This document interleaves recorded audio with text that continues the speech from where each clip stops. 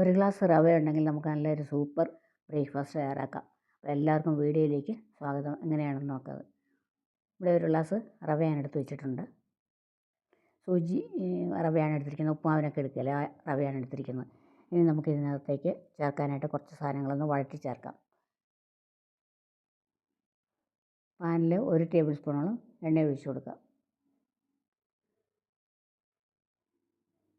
എണ്ണയോ നെയ്യോ എന്താ നമുക്ക് ഇഷ്ടമുള്ളതെന്ന് വെച്ചാൽ അത് ചേർത്ത് കൊടുക്കാം.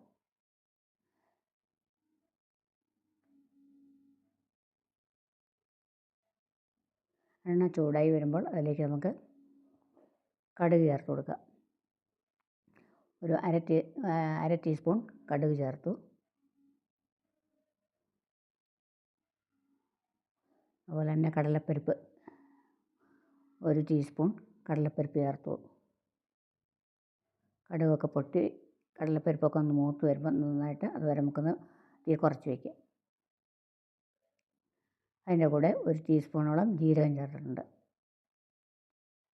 അതും ചേർത്ത് നന്നായിട്ടൊന്ന് ഫ്രൈ എടുക്കാം.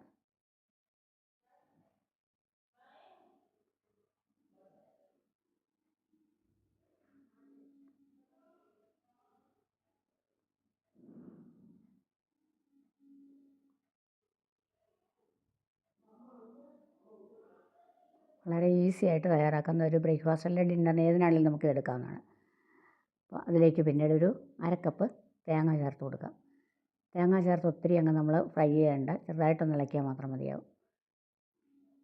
അതിന് ശേഷം അത് വാങ്ങി നമ്മൾ റവ എടുത്ത് വെച്ചിരുന്ന അതിൻ്റെ കൂടെ ചേർത്ത് കൊടുക്കുക.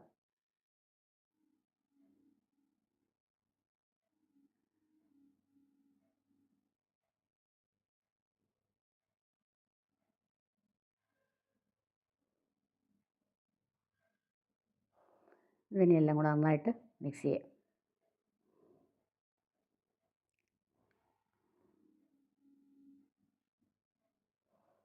ആവശ്യത്തിനുള്ള ഉപ്പ് ചേർക്കാം.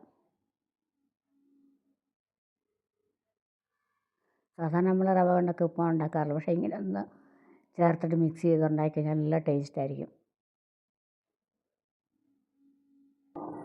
നമുക്ക് വെള്ളം തിളപ്പിക്കാൻ എടുത്തിട്ടുണ്ട്. 1 ഗ്ലാസ് റവയാണ് എടുത്തത്. ഞാനൊരു 1.25 ഗ്ലാസ് വെള്ളം തിളപ്പിച്ച് വെച്ചിട്ടുണ്ട്. എത്ര ആവശ്യമനുസരിച്ച് നമുക്ക് കുറേശ്ശെ ഒഴിച്ച് അതിനെ ഒന്ന് മിക്സ് ചെയ്തെടുക്കാം.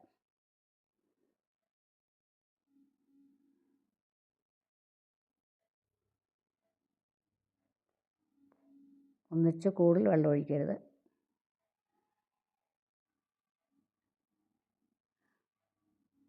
റവയെല്ലാം ഒന്ന് വെറ്റാവണം. അതുവരെ നമ്മളിതുപോലെ കുറേശ്ശെ ഒഴിച്ച് ഇളക്കിയെടുക്കണം.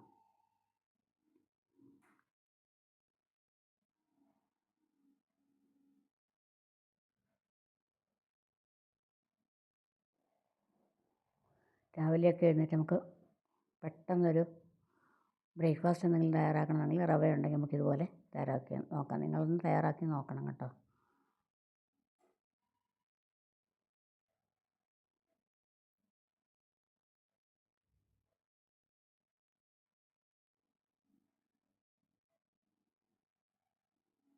റവയെല്ലാം നന്നായിട്ട് മിക്സായി വന്നിട്ടുണ്ട്.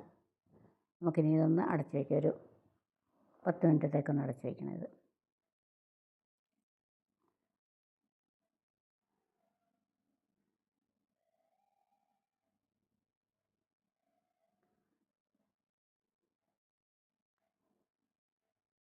ക്യാരറ്റ് ഉണ്ടെങ്കിൽ അതും ഗ്രേറ്റ് ചെയ്ത് ഇതിനൂടെ വഴറ്റി ചേർക്കാം. ഇനി അത് അവിടെ ഇരിക്കട്ടെ. നമുക്കിനി ഇതിന് നല്ല ടേസ്റ്റി ആയിട്ടുള്ളൊരു ചട്നി തയ്യാറാക്കാം. ഒരു ചെറിയൊരു സവാളയും 1 മുറി തക്കാളി എടുത്തിട്ടുണ്ട്. പാനിൽ എണ്ണ ഒഴിച്ച് കൊടുത്തിട്ടുണ്ട്. അത് ചൂടായി വരുമ്പോൾ നമുക്കിത് ചേർത്തൊന്ന് വഴറ്റിയെടുക്കണം.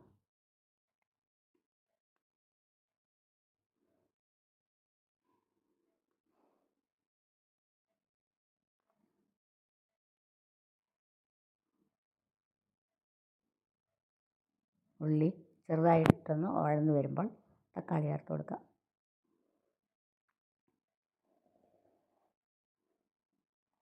ഒരു തണ്ട് കരിവേപ്പില കൂടെ ചേർത്ത് കൊടുത്തിട്ടുണ്ട്. സാധാരണ നമ്മളെന്നും തേങ്ങാ ചട്നിയൊക്കെ മടുക്കുമ്പോൾ ഇങ്ങനെ ഒരു ചട്നിയൊക്കെ ഉണ്ടെങ്കിൽ നല്ലതാണ്. ഒരു 1/2 ടീസ്പൂണോളം മുളക് പൊടി ചേർത്തു. മീഡിയം ഫ്ലെയിമിൽ വെച്ചിട്ട് അല്പം മഞ്ഞൾപ്പൊടി ചേർത്ത് കൊടുത്തിട്ടുണ്ട്. ഇതെല്ലാം കൂടി ചേർത്ത് നന്നായിട്ടൊന്ന് വഴറ്റിയെടുക്കാം. അതിൻ്റെ കൂടെ ആവശ്യമുള്ള ഉപ്പും ചേർത്തിട്ടുണ്ട്. ഉപ്പ് ചേർത്ത് കഴിയുമ്പോൾ നമുക്കിത് പെട്ടെന്ന് വഴന്ന് കിട്ടും. അത് തണുത്തതിന് ശേഷം നമുക്ക് ചെറിയൊരു മുറി തേങ്ങ എടുത്തിട്ടുണ്ട്. അതിലേക്ക് വഴറ്റി വെച്ച തക്കാളിയും ഉള്ളിയും കൂടി ചേർത്ത് കൊടുക്കുക.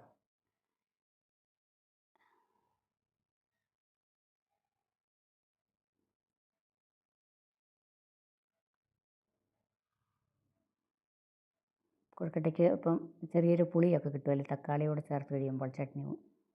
കുറച്ച് വെള്ളം ഒഴിച്ച് ഇതിന് നമുക്ക് നന്നായിട്ട് അരച്ചെടുക്കാം. അത്രയേ ഉള്ളൂ. തക്കാളി ചട്നി ഇതുപോലെ നമുക്ക് തയ്യാറാക്കാം. കടുക് വറക്കണമെങ്കിൽ നമ്മൾ വഴറ്റിയത് കൊണ്ട്, വഴറ്റിയില്ലെങ്കിലും ആ ഒരു ഫ്രൈ ചെയ്ത ടേസ്റ്റ് ഇതിനുണ്ടാവും.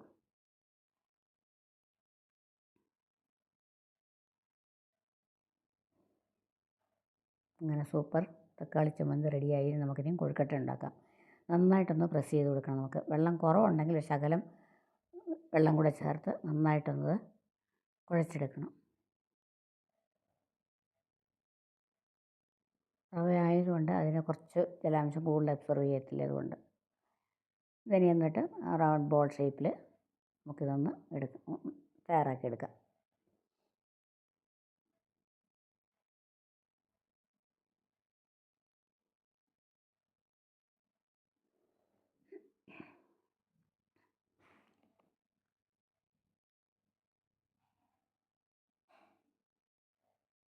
അങ്ങനെ കൊഴുക്കട്ട എല്ലാം ബോൾസ് ഉണ്ടാക്കി വെച്ചിട്ടുണ്ട്. ഇതിന് നമുക്ക് ഒരു ഇഡ്ഡലി പാത്രത്തിൽ വെള്ളം തിളപ്പിക്കാൻ വയ്ക്കണം. വെള്ളം തിളച്ച് വരുമ്പോൾ നമുക്കിതെല്ലാം അതിലേക്ക് എടുത്ത് വയ്ക്കാം.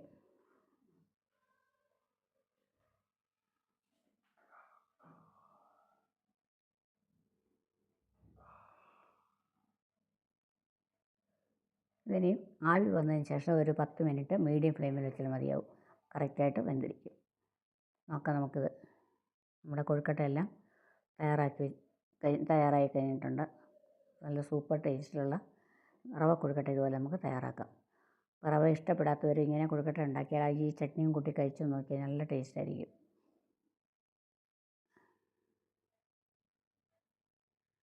അപ്പം ഇന്നത്തെ നമ്മുടെ റെസിപ്പി എല്ലാവർക്കും ഇഷ്ടപ്പെട്ടെന്ന് വിചാരിക്കുന്നു.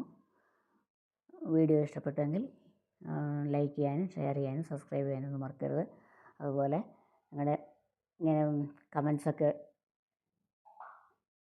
രേഖപ്പെടുത്തണം. പിന്നെ നിങ്ങളുടെ ഫീഡ്ബാക്കൊക്കെ അറിയിക്കാൻ മറക്കരുത്. അപ്പം മറ്റൊരു അടിപൊളി വീഡിയോയുമായി നമുക്ക് വീണ്ടും കാണാം.